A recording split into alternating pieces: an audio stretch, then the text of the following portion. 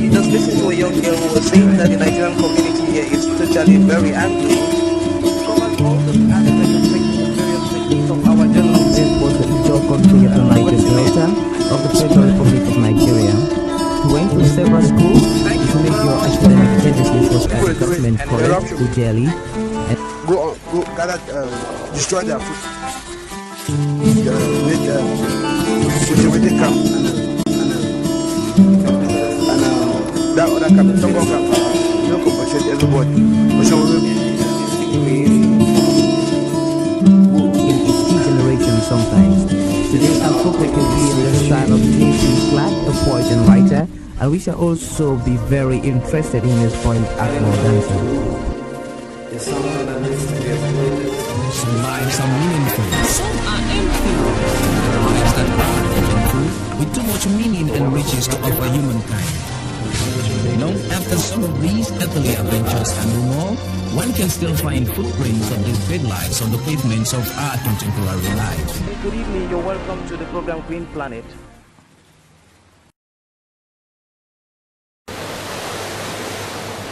Good day, thank you very much for talking to people, places and events, and to the African Center for Community and Development. What is your name, sir? My name is Asua Dimitris, Chief Executive Officer for Rural Development Through Action, based in Limbe. Rural Development Through Action. Yeah. It's an organization based in Limbe in the southwest region of Cameroon. Yeah. What is the line of activities within this organization? Yeah, Rural Development Through Action is a civil society organization, and we work in the line of environmental protection. We also work with farmers, and we train them on quail farming, bee farming, cane rats, and we also work in partnership with local organization on environmental protection in Cameroon and the Minister of Environment, and we have been doing that for the past 7 years. This picture is talking about what? We are building quail cages.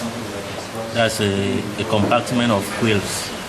We have can take about 100 quails, and quails are some little Japanese small birds, and they have their eggs have highly medicinal values. They are 15 more. Their eggs are 15 times more medicinal than a normal egg. That contains a lot of protein, and this was a project we were building some cages for some local farmers. Okay. These are snail's pens. Okay. These were snail's pens that we provided to some farmers in the Bombari. There were 20 of them. Okay. So one could contain about 2,000 snails, and they had the dimensions of 1.50 meters by 1. Okay. And the height of 80 centimeters. So 80 centimeters? Yes. Okay. And what do they feed snails with? Feed snails, there are a number of things we feed snails. Lettuce, they eat pawpaw, they eat Irish, they eat... Irish potatoes? Yeah. They eat even pawpaw leaves. They eat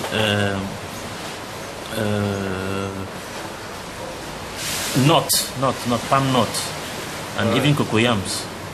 And what is happening here? That was during the practical session. They were producing bee farming tools. Presently, they are producing beehives. They were participants, and you can see that even women are were highly involved in the production of the hives. So it was a participatory process? Yeah, it was a participatory process. What is the importance of including women in such a process? You know, women have been marginalized for a very long time, and experience has shown that they are better managers, and they take care of projects like this more than men. So they give a lot of importance to women when we are doing our project nowadays, because they give a lot of their time, and they are more productive than men. Okay. And what is that? That's a quail cage. You can see the quails already inside, and you see that it is very, very practical. They fit there, and there you can pick your eggs from the outer part. If you look at the cage, you have nothing to do with you feed the quail from the outside, you give them water from outside, and you pick your eggs from outside. So they don't have anything. Once they are inside, they don't have anything to do with human. Okay. They are not in contact with any human being. So that also reduces the contact with viruses as well. Yeah, viruses as well. Now, let's take quail farming. Why is it very necessary to carry out quail farming in this part of the world? Quail farming, our objective is to sensitize people about the quails and their eggs. Because if you want to really, people don't know, quail is more delicious than the normal chicken we eat. And secondly, the egg of a quail is 15 times more richer than the normal egg. And it is our duty to educate the people, educate the population about the importance of quail rearing. What about beekeeping? It's also part of your activities. Yeah, beekeeping is part of our activity. You know, the Southwest region, there are a lot of people who do not really know what beekeeping is all about. And it is our place to sensitize people about the beekeeping and let each one of us, honey is a precious gift from God. And so we must sensitize people and tell them the importance of honey and the importance of bee farming in the Southwest. So what are you doing in this video, in this picture? Now I'm trying to light a smoker. That was a demonstration. I was trying to light a smoker to show how the participant can easily use it to smoke a beehive. And by the side we have wax. Wax is a byproduct of bee. Okay. Mm-hmm. Now there are other bee products like propolis, bee wax, and so on. Do you engage in activities related to these products as well? Yeah. If you do you cannot do beekeeping without leaving out the other byproducts. Wax is very good. We can produce candles, and with the propolis we produce ointment. We produce ointment used in some to fight against some scabies. So now you're also involved in environmental activities. Yeah. And you're working in the network. Yeah. Can you tell me some of the activities that you have been engaged in over time? Yes, RUDA has done a lot in terms of environmental protection, and today we are in a project with the Dibombari Council on water hycinth. Water hycinth is an invasive species that has taken about 17 kilometers of River Mungo in the Wurik estuary. So in the coming weeks, we have already started, even we did the impact assessment, and in the coming weeks we'll be there to clean off the river from the grass. And we will actually use the grass to produce compost, because it is really good for us to tell the people the importance of, we are not like getting the water hycinth from the river to cause another health hazard, but we want to remove it to produce compost for people to use in agriculture as sustainable agriculture. Now, what have you done as like safeguard measures to destroy the water hyacinths without destroying other aquatic species? No, RUDA has done a lot. We could use the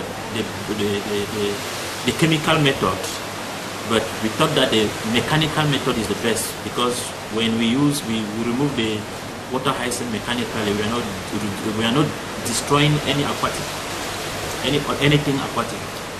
But if we happen to use the biological or the chemical method, we're going to destroy everything, the water hyacinth and the fish in the water and other aquatic plants. You're also involved in the cultivation of snails. Yes. Why are you doing that? Is it because this region is affected by high food prices, meat prices, and fish prices, or it's just because you want to create an alternative to traditional proteins in the area? We want to create an alternative. And secondly, if you look at the Cameroon, a lot of households are unable to live on $1 per day. Now we want to sensitize the people, mostly women and youths, on the importance of rain, snails. That would be as an alternative source of income and source of protein to their meal. Now, what are the difficulties you're facing in carrying out your duty to society? I know this kind of work should need a bit of funding and should need a lot of sacrifice and generation of funds. Maybe you have a mechanism of generating funds within your organization. So how are you striving to survive? What we have a lot of difficulties in terms of funding projects. We write them, but we have difficulties in funding them. And you know, the state, the nature of our work, if we don't have funding, we will not be able to help the population completely. We can have the knowledge, but we will have a barrier. So it is an opportunity. I'm appealing to people who can help our local community to fund our project so that we can continue the fight in a more better way.